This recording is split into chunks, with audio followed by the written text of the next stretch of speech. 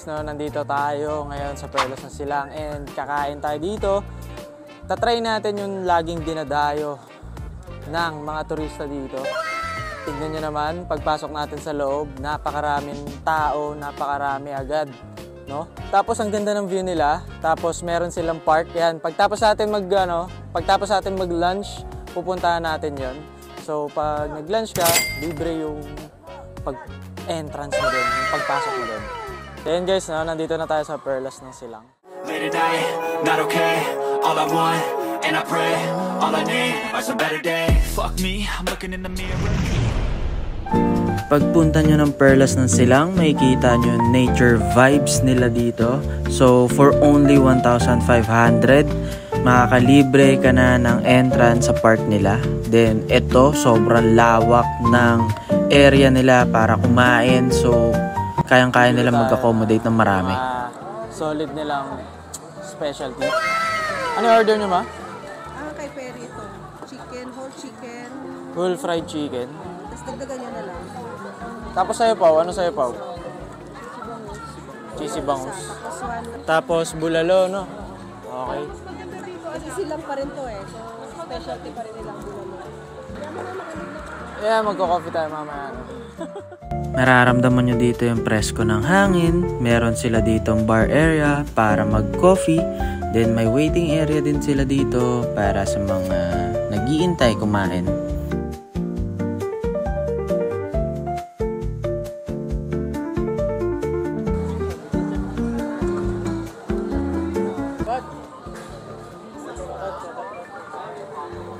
So, dumating na yung unang food natin. Bulalo, hindi mawawala to. Gusto mo na mag-eat? Lalaway. Nakuha ka na nung anong food mo? 5 minutes lang, Arya.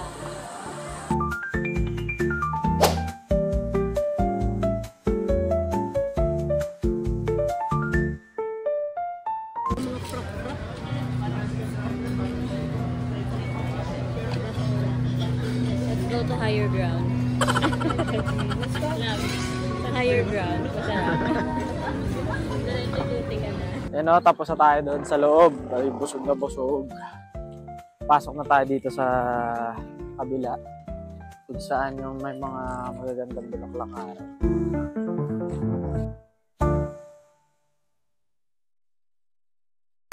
At ito na nga, pagpasok nyo dito guys, makikita nyo iba't ibang klase ng mga bulaklak.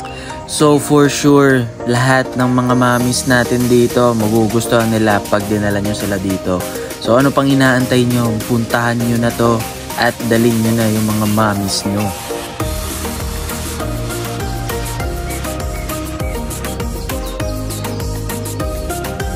So yan o, nandito na tayo sa loob at dala-dala natin ang ating anakis.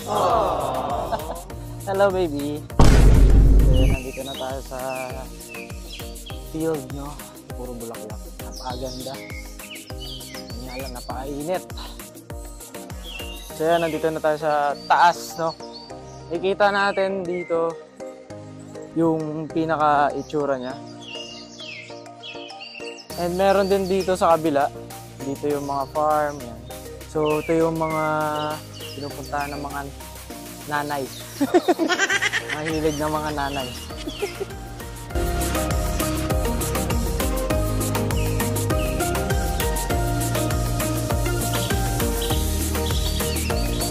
Yung mga farmers natin, no? Ano sila?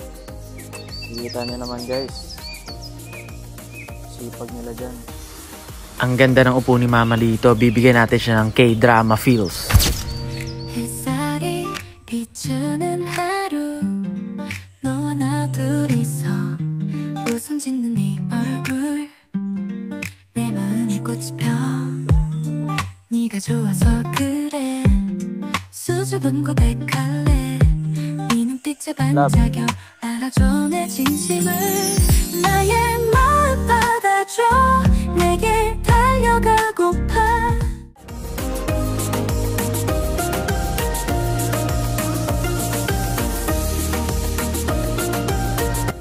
Yan guys, no? Pakainit lang dito pero napakaganda. Tapos tayo mag-ikot-ikot and picture-picture dito. So yun, nabusog naman kami. And maganda naman yung halaman dito. So yun guys. At tayo ay magkakape and uuwi na. Goodbye.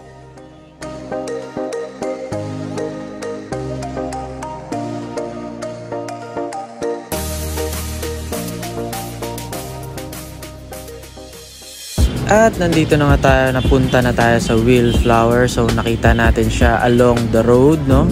Papuntang Dasma. So tatry natin dito kung gaano kasarap yung coffee nila. Mga order natin dito ay sea salt cream americano, latte, cappuccino, then Spanish latte. So yan, tatry natin i-rate yung mga coffee nila na in-order namin. So disclaimer lang, so sarili ko tong preference. Ito yung mga gusto ko pagdating sa kape, yung mga lasa na dapat pag ito yung in-order natin. Okay, gano'n na.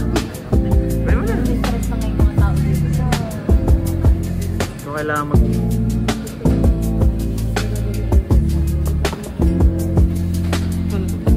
So, ito na yung mga order natin. Pero, first of all, ang gustong-gusto ko sa kanila dito, yung place, no? Napaka-aesthetic lang at simple. So, gustong-gusto ko dito yung ambience nila. So, yun, no? Dito tayo ngayon sa Wildflower Cafe, no? Na-try natin yung iba't ibang coffee nila.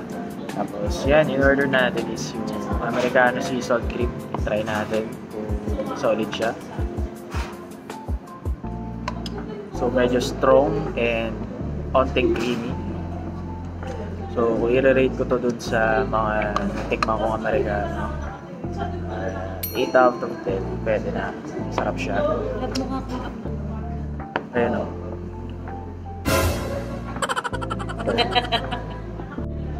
So, yun. Okay sa akin to. Then, ito naman, next, tatry natin yung Spanish latte nila. So, di ba sa higher ground, meron din kami kasi yung parang similar din, yung higher latte. Similar din yung Spanish. So, yun, nandun yung pagka-creamy niya. Sarap naman siya. Labas yung lasa ng kape. So, yun. Para sa akin, 8 out of 10 din. Next naman ay kape latte nila. So, ito yung sa mga coffee talaga, ito lang yung iniinom ko and yung Americano. So, hindi tayo mahilig sa sugar. Para sa akin, 7 out of 10. Okay na siya, pwede na. Malasa. Lasang-lasa yung lasa din ng kape. Then, next naman, last, cappuccino. Then, cappuccino naman nila. So yung, alam ko, feeling ko may ano eh, cappuccino nila may cinnamon. Cinnamon na lasa. So parang cafe latte na may onting cinnamon lang. Pwede na, 7 or 8 out of 10. Tapos yung ginagamit pala nilang beans is mixture ng Robusta and Liberica. Labas na labas yung strong flavor na dark chocolate and earthy. So yun yung pinaka nangingibabaw, no? Earthy and dark chocolate. Since yun nga, Robusta and Liberica yung mixture ng coffee bean nila and dark roast. Yun, so far okay naman siya. And yung ambience, na-rate ko talaga 9 out of 10. Paganda, chill lang. Then meron silang pastry, ano to? Yan, cinnamon.